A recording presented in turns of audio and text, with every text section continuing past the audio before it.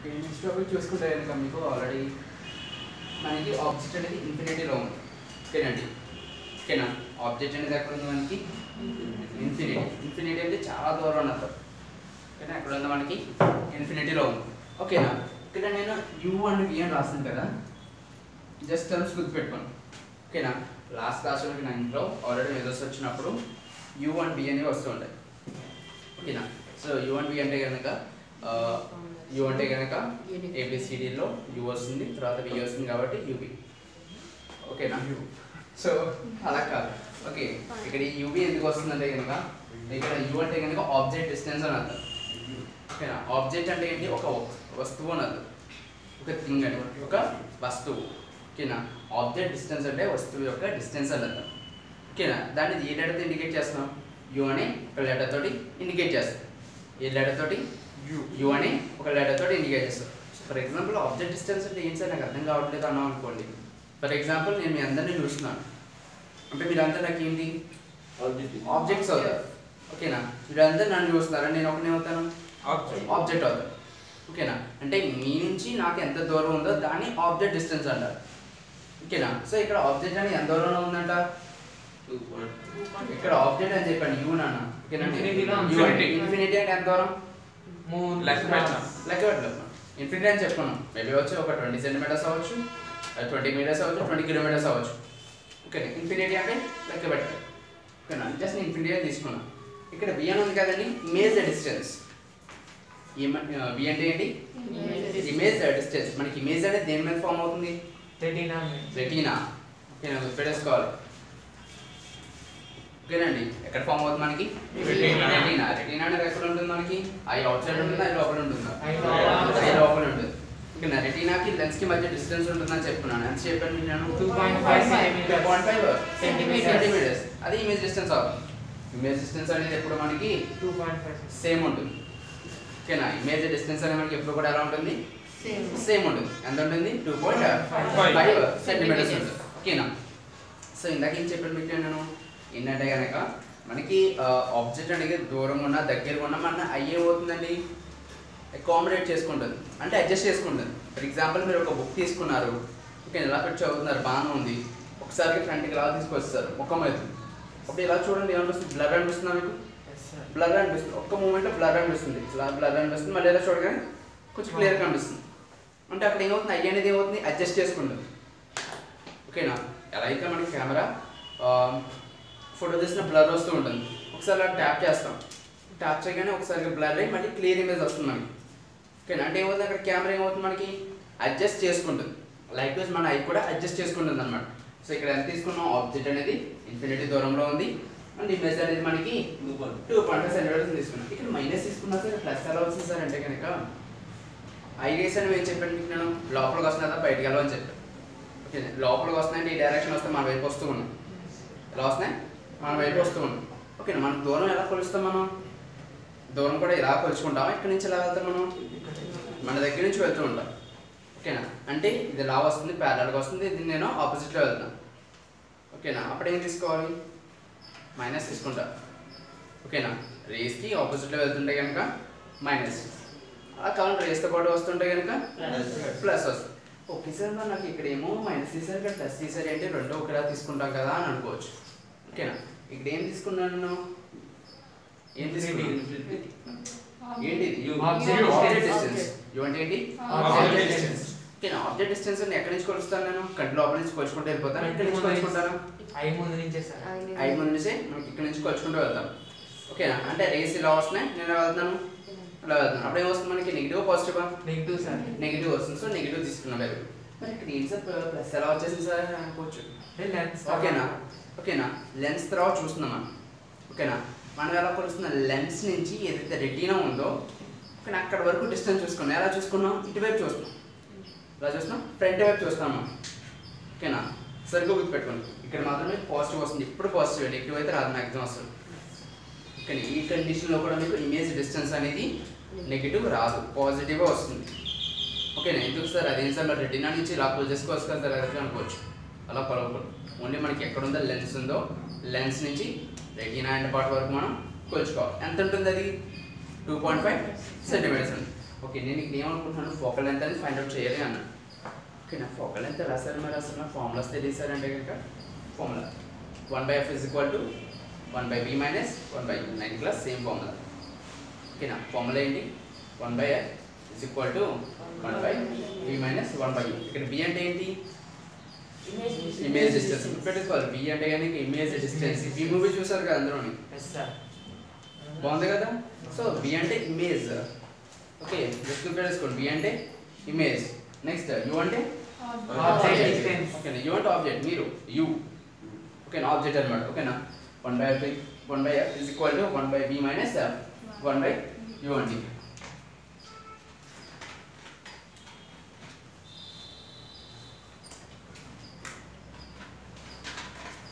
ఓకేనా సో ఇక్కడ ఏం తీసుకున్నా b అంటే నేను ఎంత తీసుకున్నాను 2.5 సెంటీమీటర్స్ కింద వేసుకున్నాక సరిపోయింది కదా.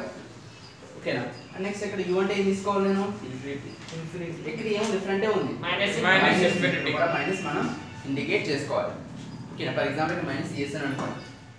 ఓకే ఇక్కడ మైనస్ చేస్తాను మైనస్ చేస్తే ఇక్కడ ఏమవుతుంది అప్పుడు ఇక్కడ మైనస్ ఉంటుంది కదా అప్పుడు ప్లస్ అవ్వాలి కదా అది మైనస్ అయిపోతుంది. ఇక్కడ మైనస్ అయిపోయిందంటే ఏమవుతుంది నాకు ఇది మైనస్ 0 అవుతుంది. ఓకేనా సో అలా మొత్తం మనకి మైనస్ 0 అయిపోతుంది కదా సార్. మరి ఇది ఎలా వెళ్ళిపోతుంది ఇంకా మనకి మన సేమ్ వాల్యూ వచ్చేస్తుంది కదా అనుకోవచ్చు. ఓకేనా ఇక్కడ ఎలా ఉంచి అనుకోండి. సో సేమ్ ఇక్కడ తీసుకున్నాను అలాగే అక్కడ ఇన్ఫినిటీ బదులుగా నేను ఇక్కడ 25 అంతా తీసుకున్నాను నేను 25 తీసుకున్నాను. సో ఇక్కడ వాల్యూ చేంజ్ అయిపోతుంది కదా మనకి ఇక్కడ వాల్యూ చేంజ్ అవుతుంది కదా ఆలోచించాలి. ఇక్కడ మైనస్ ఉంది కాబట్టి ఇక్కడ ఏమవుతుంది మనకి మైనస్ ఇంటూ మైనస్ ప్లస్ అవుతుంది. సో ఇక్కడ 1/∞ is equal to తీసేసారు. మరి ఎందుకు తీసారంటే 1 అవుతుందా 0 అవుతుందా లేదంటే ఏదైనా నెంబర్ వస్తుందా అంటే కనుక ఎలా చెప్పాలి మనం ఇన్ఫినిటీ వాల్యూ తెలియాలి. ఇన్ఫినిటీ అంటే ఎలా తీసుకోవాలి సార్ మరి ఇన్ఫినిటీ అంటే చాలా దూరం ఉన్నాను కదండి 20 కిలోమీటర్లు తీసుకోవాలా 30 తీసుకోవాలా 40 తీసుకోవాలా అని డౌట్ వస్తుంది అన్నమాట. ఓకేనా జస్ట్ మనలో గుర్తుపెట్టేసుకోండి 1/∞ ఉందంటే కనుక అది ఎగ్జాక్ట్లీ 0 అయిపోతుంది. సో ఎందుకంటే జస్ట్ ఇక్కడ చెప్తున్నా చూసుకోండి. ఫర్ ఎగ్జాంపుల్ ఇక్కడ 1/∞ తీసుకున్నాను నేను. ఓకేనా నేను 1/∞ తీసుకుని ఇన్ఫినిటీ అంటే నాకు ఒక 3 తీసుకున్నాను. 3 నెంబర్ ఇస్తాను కాబట్టి 3 తీసుకున్నాను. ఓకేనా 1/3 అన్న. సో ఎలా చేస్తాం డివిజన్ మనం 3 ఇలా చేస్తాం. ఓకేనా ఓకే సార్ 3 1 అన్నారు కాబట్టి 1 టైమ్స్ ఇక్కడ 1 వస్తుంది 0 అయిపోయింది అంతేనా. అంతే కదా 3 టేబుల్లో 1 3 1 సార్ 1 0 ఓకేనా చూడండి ఇక్కడ 3 1 3 వస్తుంది. నేను 1 అని 3 తీయాలనుకుంటున్నాను.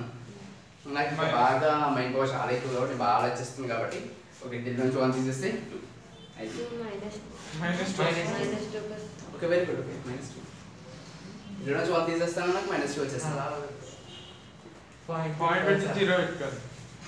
ఇక్కడ నా 3 నుంచి 1 తీసేస్తాను -2 వచ్చేసిందిరా నాకు వాల్యూ. ఇక్కడ ఏంటంటే కనుక సరిగ్గా ఆలోచించండి. ఎప్పుడైనా సార్ మనం చిన్న వాల్యూ నుంచి పెద్ద వాల్యూ అసలు తీయడం చిన్న వాల్యూ నుంచి మనం పెద్ద వాల్యూ తీయడం. అలా అయితే కనుక ఏదైనా మంచి హైయర్ గ్రాడ్యుయేషన్ ఉంటే మంచి జాబ్ వస్తుంది అంతే కదా. అదే ఇంట్లో డిగ్రీ కంప్లీట్ చేసిన జాబ్ ఇవ్వండి ఇస్తారు కానీ ఏ ఎల్కేజీయో 3rd క్లాస్ చదివేసి నేను జాబ్ ఇచ్చేసారని జాబ్ ఇస్తారు ఇవ్వరు కదా. లైక్వైజ్ అంతే హైయర్ వాల్యూ నుంచి లోయర్ వాల్యూ తీయాలి కానీ స్మాల్ వాల్యూ నుంచి హైయర్ వాల్యూ తీయలేం. సో అప్పుడు ఏం చేస్తున్నాను నేను కొద్దిగా ఇంకా బాగా ఆలోచించేసి నేను ఇక్కడ 0 పెట్టి పాయింట్ పెట్టుకున్నాను. ఓకేనా సో అప్పుడు ఎంత వస్తుంది ఇక్కడ 10 0 వచ్చింది కాబట్టి 10 అయింది. ఓకేనా అప్పుడు నేను టేబుల్ సైడ్ పెడుతుంది అనమాట 3 1 3 3 9 ఓకేనా. సో ఎంత ఉన్నప్పుడు 3 3 9 వచ్చింది డైరెక్ట్ 3 3 9 ఓకే 10 9 తీయచ్చు కదా ఇప్పుడు ఓకే తీస్తాను 1 ఓకేనా 10 9 తీస్తే ఎంత 1 again already పాయింటింగ్ కాబట్టి యాడ్ చేసుకుంటాం మళ్ళీ 0.9 అలా కంటిన్యూ అవుతుంది. అంటే ఈ వాల్యూని సరిగ్గా చూడండి ఒకసారి 0.3 అని తీసుకున్నాను. ఎంత తీసుకున్నాను 0.3 అని తీసుకున్నాను. సో ఈ 0.3 అనేది దేనికి దగ్గరగా ఉంది అంటే ఫర్ ఎగ్జాంపుల్ 1 తీసుకున్నాను ఓకేనా 1 దాకా వెళ్ళాలనుకోండి 0.1 2 3 4 5 6 7 8 9 10 10 అంటే అలా తీసుకుంటాం. ఇక్కడ 1.0 తీసుకుంటాం అప్పుడు 1కి దగ్గర అయిందని అర్థం ఓకేనా. కానీ ఈ 1.0కి ఇది దగ్గరగా ఉంది దూరం ఉందా దూరం ఉంది. ఓకే 0.0కి దగ్గరగా ఉంది దూరం ఉందా దగ్గరగా ఉంది ఓకేనా. సో ఇది ఏమవుతుందంటే ఇది దీని దగ్గరగా ఉంది కాబట్టి రౌండ్ ఫిగర్గా ఈ వాల్యూ తీసుకుంటాం మనం ఓకేనా. ఈ వాల్యూ కనుక దీని దగ్గర ఉందనుకోండి రౌండ్ ఫిగర్గా 1 అని తీసేసుకోవచ్చు, అర్థమైందా మనం. కానీ దేని దగ్గర ఉంది 0.0 అంటే టోటల్ ఇస్ 0, ఓకేనా. సో అప్పుడు దీని వాల్యూ ఏమని చెప్పుకోవచ్చు, మనం 0 అని చెప్పుకోవచ్చు కదా. కానీ సరిగ్గా గుర్తుపెట్టుకోండి, 1/∞ వచ్చిందంటే ఆ వాల్యూ 0 అయిపోతుంది. ఏమవుతుంది 0, గుర్తుపెట్టేసుకోండి, ఓకేనా. ఎందుకు 0 అంటే కనుక ప్రాసెస్ ఇది, ఎవరైనా అడిగితే కనుక అర్థం అవ్వాలి కదా మరి మనకి, అంతే కదా. ఫర్ ఎగ్జాంపుల్ ఏదో కంటిన్యూ ఇలా పోతుందని చెప్తాం మనం, చెప్పేసి కంటిన్యూ పోయిందని చెప్పేసి పంపించేస్తారని డాక్టర్ కాదు కదా, మీకు దీనివల్ల పోయింది అలాగా మీకు క్లియర్గా చెప్తారు కదా. సో లైక్ మనకి ఎలా 0 అవుతుందో క్లియర్గా చెప్పండి, ఓకేనా. జరిగింది కదా. సో ఇక్కడ 0 అయిపోయింది అనుకోండి, ఏమవుతుంది నాకు ఇక్కడ +0 ఉంటుంది, అంతే కదా. మైనస్ ఇంటూ మైనస్ ప్లస్ అవుతుంది. సో 1/∞ అంటే వస్తుంది నాకు 0 కూడా వేసుకున్నాను, ఓకేనా. ఇంకా అర్థం కావాలంటే 1/f ఫైనల్ ఏం తీసుకున్నాను, 0 తీసేసినాను 2.5, సారీ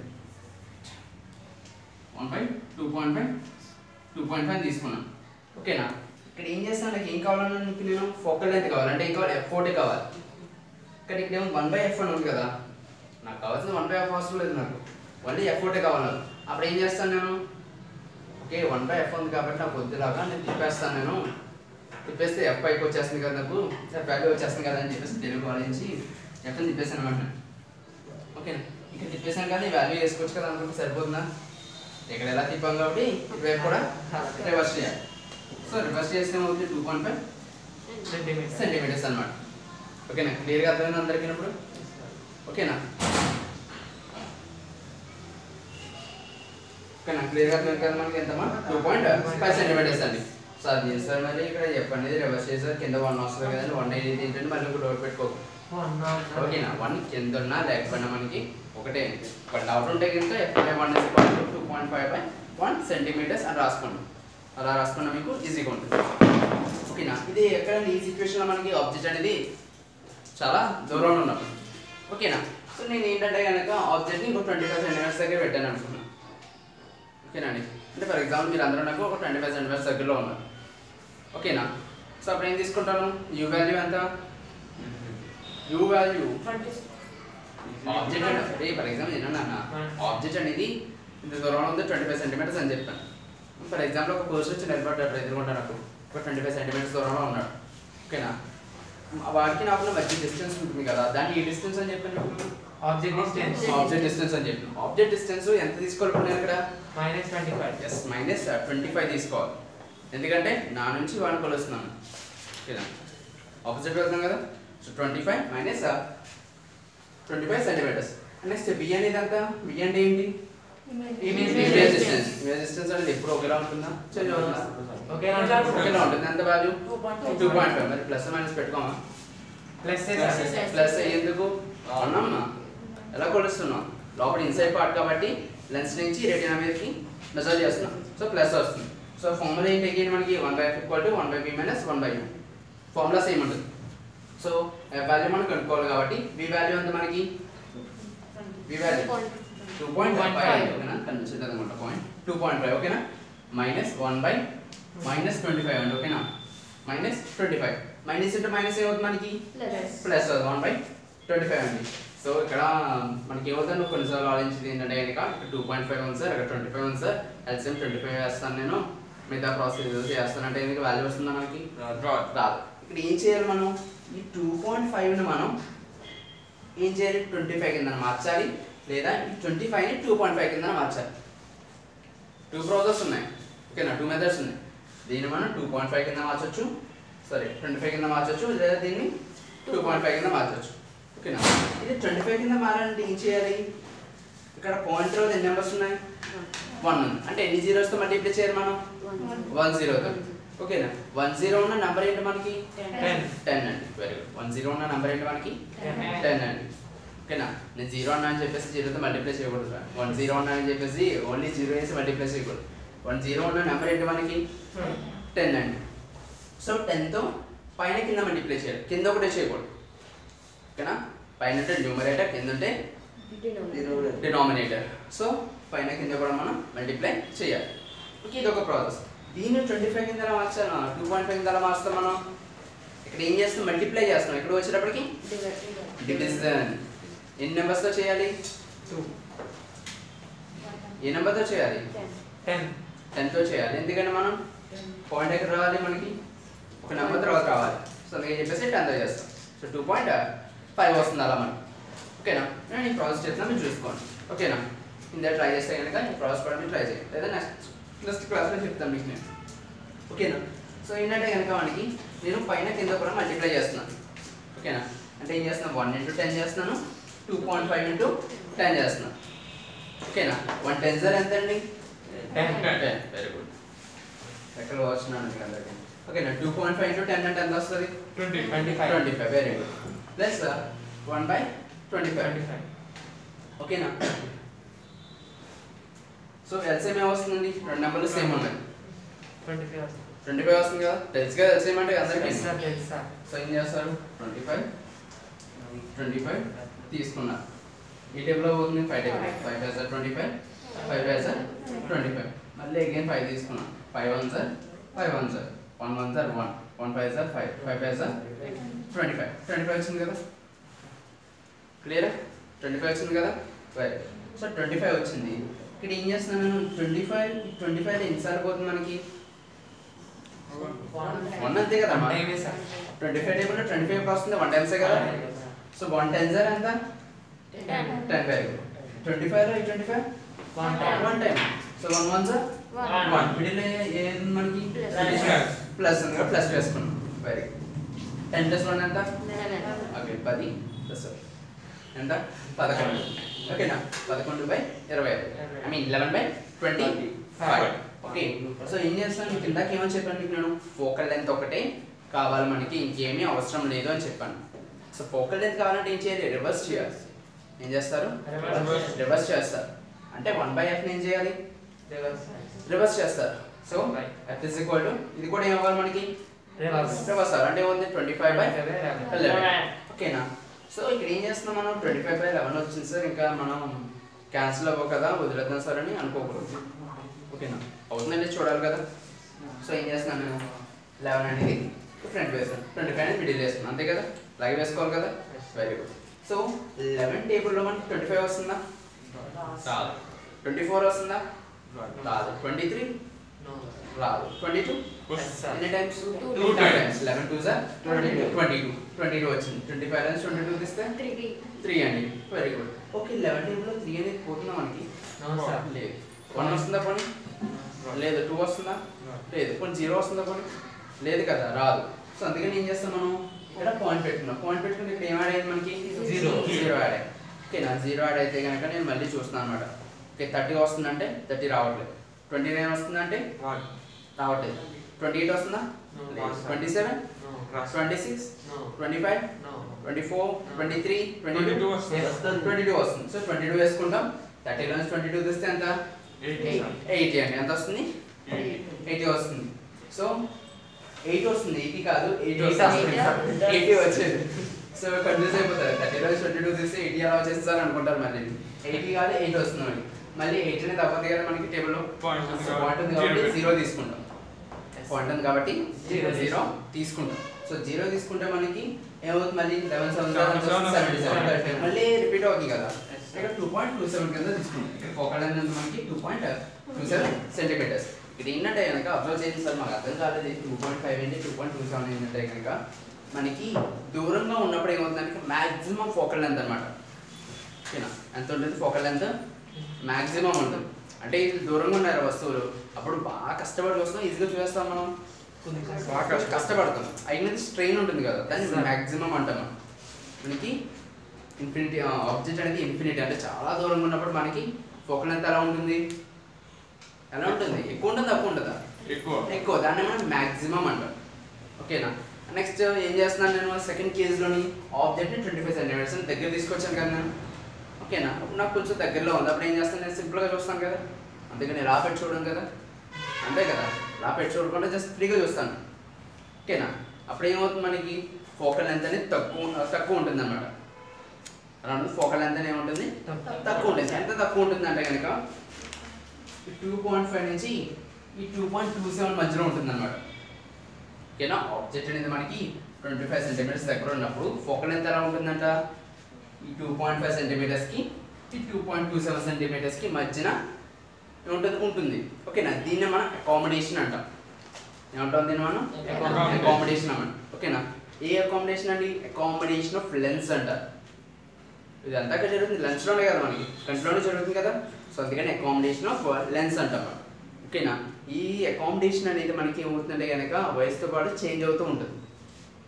ఓకేనా, అంటే వయసుతోనే కాదు, మధ్యన చిన్నపిల్లల్లో కూడా మనకి అకామిడేషన్ అనేది ఉంటూ ఉండదు. ఓకేనా, ఒకప్పుడు భూతద్దాలు వేసుకున్నారా అని చెప్పేసి పెద్దవాళ్ళు అనేవాళ్ళు. ఇప్పుడు చిన్నవాళ్ళు చూస్తే కూడా వాళ్ళకి గ్లాస్ అనేది చాలా థిక్నెస్ ఉంటుంది. ఓకేనా, మీరు ఎప్పుడైనా అబ్జర్వ్ చేస్తే కనుక గ్లాస్ అనేది నార్మల్గా ఉందనుకోండి, హెవీ కాకుండా నార్మల్ థిక్నెస్లో ఉందంటే కనుక వాళ్ళకి సైట్ అనేది కొంచెం తక్కువ ఉందని అర్థం, అంటే నార్మల్ సైట్ అనేది. ఓకేనా, వీళ్ళకి బాగా హెవీ ఉంటుంది చూసారా, చాలా లావు ఉంటాయి. ఓకేనా, వాళ్ళకి ఏంటంటే కనుక ఐ సైట్ అనేది చాలా ప్రాబ్లం ఉందని అర్థం. ఓకేనా, సో ఇక్కడ వరకు లెసన్ ఇది మీకు. ఓకేనా, నెక్స్ట్ ఏంటంటే కనుక ఐలో వచ్చి మనకి ప్రాబ్లమ్స్ ఏంటి? ఓకేనా, డిఫరెంట్ టైప్స్ ఆఫ్ ప్రాబ్లమ్స్ ఉంటాయి. 3 ప్రాబ్లమ్స్ ఉన్నాయండి.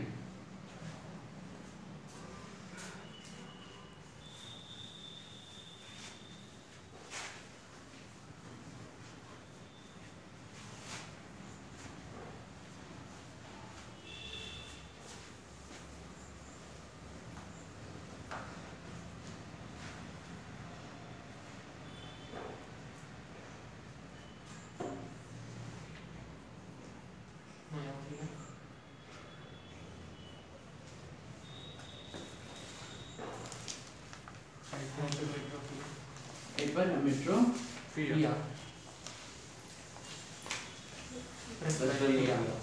Presbyopia. P ఉంది కదండి, P అనేది సైలెంట్ అవ్వాలి.